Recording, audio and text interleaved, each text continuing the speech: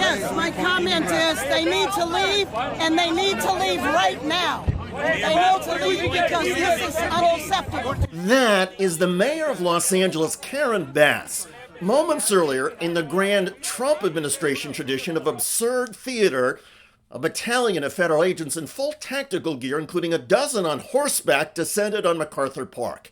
They were armed with rifles, military-style Humvees, and a stupefying absence of reason. Hello, everybody. David Shuster here.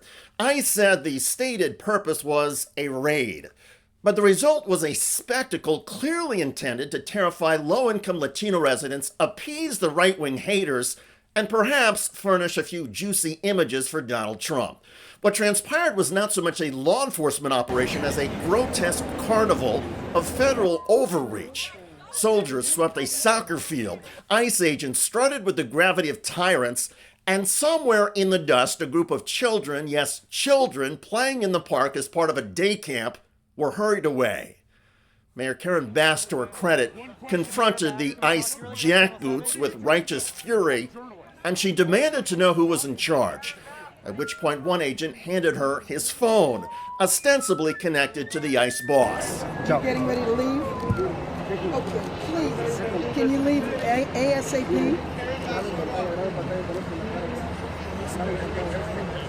What is the mission? Later, Bass held a news conference. To me, this is another example of the administration ratcheting up chaos by deploying what looked like a military operation in an American city. So I went to MacArthur Park because it is very important that the truth be told about what happened there. Now, you can spin it any way you like, but in my opinion, it's a political agenda of provoking fear and terror. Frankly, it is outrageous and un-American. The park is a community hub for the largely Latino population that lives nearby. ICE officials insisted the park had been taken over by members of the MS-13 gang. Not on this day. Who were in the park today were children. It was their summer camp, their summer day camp. Members of the LA City Council described the Trump ICE operation as political theater. Precisely. The kind of theater in which the state flexes its muscle against the most vulnerable, not to preserve order, but to appease MAGA extremists and perhaps distract from a real crisis like the flooding disaster and deaths in Texas and the reports that the Trump administration weather forecasting cuts made the death toll worse. Regardless, make no mistake, MacArthur Park was not raided in the name of law. It was raided in the name of optics and power. A top Trump administration border official said as much. El Centro Border Patrol Chief Gregory Bovino told Fox News, "I don't work for Karen Bass. Better get used to us now because this is going to be normal very soon. We will go anywhere, anytime we want in Los Angeles." In other words, the Border Patrol is going to stage an invasion of parks, lakes, and other community areas whenever and wherever it strikes the fancy of the Trump administration. And herein lies the danger. This was not an aberration. It was a message. The United States has long held a strange affection for shows of force, especially when aimed downward. But even by American standards, what happened at MacArthur Park is a masterstroke of cowardice. The boot of the Trump administration pressing down on the powerless for no reason but showmanship. No criminals were apprehended, but the damage was done. Children were terrorized, families were shaken, and the machinery of fear turned yet again.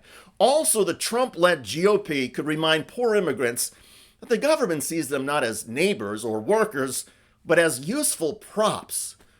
We cannot allow this nonsense to go unchallenged. To be clear, the American people deserve safety. But not this kind. Not safety scripted by demagogues and performed by men with tactical gear, assault rifles, horses, and military vehicles in a public park. All of us deserve better than a government that trades in shadows and calls it security. We are owed more than a spectacle. Sadly, the Trump administration threw out basic decency and respect months ago. Instead, Trump and his party have embraced authoritarianism, hypocrisy, and a total lack of self-awareness. The Democrats and these socialists like Mondami, I mean, they're crazy. They're insane. It's like they've forgotten who they represent. They spend all their time trying to help actual criminals, not get arrested or get out of jail. The Democrats spend all their time helping criminals not get arrested or get out of jail. Donald Trump was convicted of 34 felony charges. He was literally a convicted felon who Republicans helped not get jailed. Trump was also found by a judge in a civilian lawsuit to be an adjudicated rapist. But Democrats, with their decency towards migrants and their opposition of military invasions of public parks, the Democrats are the real threats, according to Trump and his goons? Amazing. Kudos to Democratic leaders in California who are speaking out. They are doing so strongly, and their voices need to be joined by all of us. By the way, the MAGA Christianity scam has now been exposed in Texas. You have concerns about National Weather Service staffing.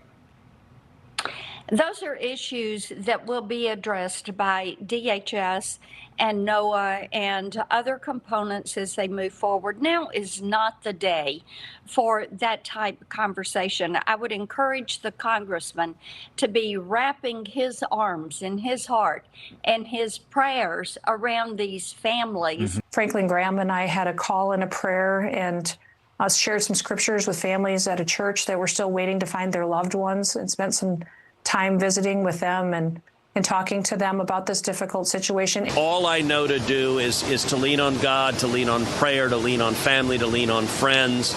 God is a good and loving God. What would Jesus do about a tax system that benefits the rich over the poor?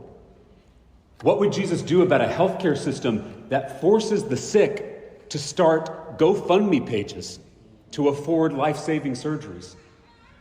What would Jesus do about an education system that ties a child's school funding to their community's property wealth? What would Jesus do about a justice system that incarcerates more people than any other country on the face of the earth? And what would Jesus do about an economic system that prioritizes profits over the health of our planet? Would he stay in his room and pray? Or would he walk into the seat of power and flip over the tables of injustice? We Christians are called to do more than charity. We are called to challenge the systems that make charity necessary. Check out that video at the link below. It generated a lot of comments on YouTube. One of the most popular is from Glover, who wrote, "Texas is literally hell on earth." I hear you. I look forward to reading your comments about ICE agents in Los Angeles staging an invasion of a public park. I'm David Shuster. Thanks for joining us.